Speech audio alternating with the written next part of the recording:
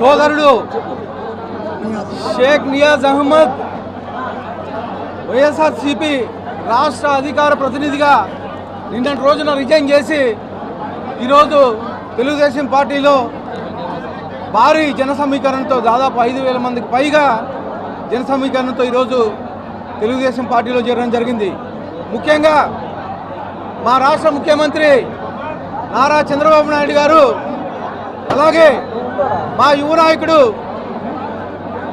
IT విద్యాశాఖ మంత్రి నారా లోకేష్ గారు చేసే అభివృద్ధి చూసి ఆకర్షితుడై ఈరోజు తెలుగుదేశం పార్టీలోకి రావడం జరిగింది.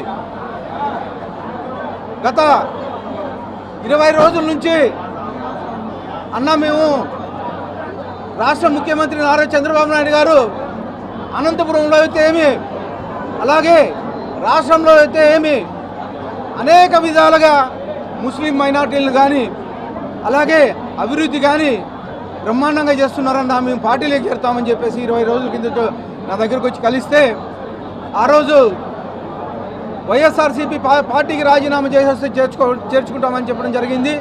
నిన్నటి రోజున వైఎస్ఆర్సీపీ రాష్ట్ర అధికార ప్రతినిధిగా ఉన్నటువంటి షేక్ నియాజ్ అహ్మద్ రిజైన్ చేసి ఈరోజు మా పార్టీలోకి చేరిన దానికి స్వాగతిస్తూ ఈరోజు ముస్లిం మైనారిటీలకి మా ముఖ్యమంత్రి నారా చంద్రబాబు నాయుడు గారు అనేకమైనటువంటి పథకాలు తీసుకొస్తున్నారు.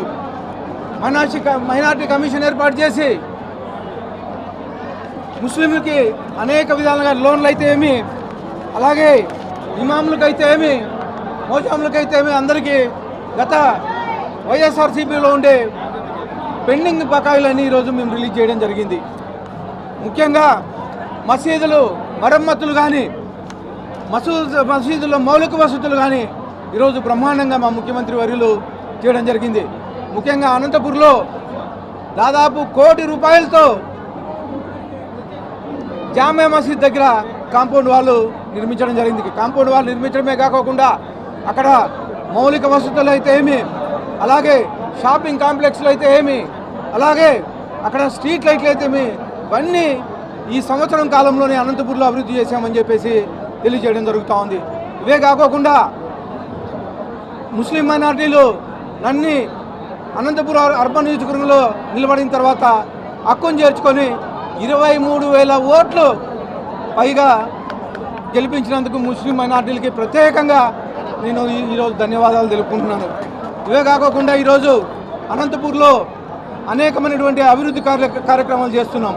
ముఖ్యంగా ముస్లిం మైనార్టీ సోదరులు నా వెంట నడుస్తూ అనేకమైనటువంటి కార్యక్రమాలు కానీ చేస్తున్నామని చెప్పేసి తెలియజేస్తూ ఇంకొకసారి షేక్ నియాజ్ అహ్మద్ని సాధారణంగా ఆహ్వానిస్తున్నామని చెప్పేసి తెలియజేస్తాం. వైసీపీ నాయకులు మాట్లాడుతున్నారు, ఎక్కడ చూసినా రఫా రఫా అని మాట్లాడుతున్నారు.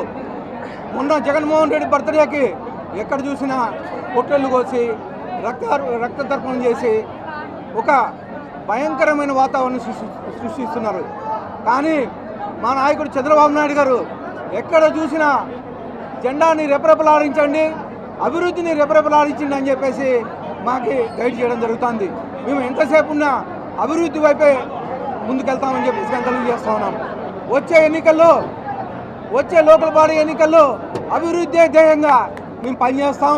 50 డివిజన్లు 4 పంచాయతీలు కానీ గెలుచుకుంటున్నాం. మీరు చూశారు మొన్న జెడ్పీటీసీ ఎన్నికల్లో పులివెందుల్లో ఏం జరిగిందనేది. డిపాజిట్లు రాకోకుండా ఎంతమంది నాయకులు అడ్డం పడినా కానీ 50 డివిజన్లు 4 పంచాయతీలు తెలుగుదేశం పార్టీని రెపరెపలాడిస్తామని చెప్పేసి తెలియజేసుకుంటా ఉన్నాను. ఈరోజు నేను టీడీపీ పార్టీలో చేరడం జరిగింది. పెద్దల ఆధ్వర్యంలో దగ్గుపాటి వెంకట ప్రసాద్ అన్న ఆధ్వర్యంలో చేరిక జరిగింది. నేను వైఎస్ఆర్ పార్టీలో మైనార్టీలకి అన్యాయం జరుగుతుందంటే ఎంత చెప్తే కూడా వినడం లేదు. మాట వడవను మడవ తిప్పనైన జగన్మోహన్ రెడ్డి మాట నిలబడుచుకోలేదు. కడప ఆయన సొంత జిల్లాలో అమీన్పీర్ దర్గా దగ్గర పెద్ద పెద్ద సెలబ్రిటీలు వస్తారు. ఆ దర్గాలో వచ్చి ఒక మైనార్టీకి ఎమ్మెల్యే టికెట్ ఇస్తానని చెప్పి మాట మడివి సొంత కమ్యూనిటీ రెడ్డి అనంత వెంకటరెడ్డి టికెట్ ఇవ్వడం జరిగింది. అలా ద్రోహం చేసే పార్టీలో నేను ఉండకూడదని నేను చంద్రబాబు నాయుడు గారు, నారా లోకేష్ గారు, ఇవి టీడీపీ ప్రభుత్వం ఉండే పెద్దలందరితో ఆశీర్వాదంలో నేను పార్టీలో చేయడం జరిగింది. మా అన్నగారు సాలార్ భాష గారు ఉన్నారు. ఆయనతో నేను ఎలా చెప్తే అట్లా నడుపుకుంటాను. ఆయన తమ్ముడిని నేను, పెద్ద ఆయన సైఫుల్లా అన్న, ఇక్కడ ఉండే పెద్దల ఆశీస్సులతో పార్టీలో 24 అవర్స్ కాదు, ఎవరో వైఎస్ఆర్ వాళ్ళు అంటున్నారు ఏదైనా అది ఇది కథ చూస్తామని. ప్రతి మీడియాలో వచ్చిన కౌంటర్కి మైనార్టీలు ఎవరండి, ఒక్క తప్పు లేదు. ఊరికే దగ్గుపాటి ప్రసాద్ అన్న గురించి ఏదేదో చెప్తున్నారు. ఇంకా దగ్గుపాటి తమ్ముడు దిగినాడు, ఛాలెంజ్ చేస్తున్నా. ఏదైనా అటు ఇటు మాట్లాడితే 100% రీచ్ అవుతా.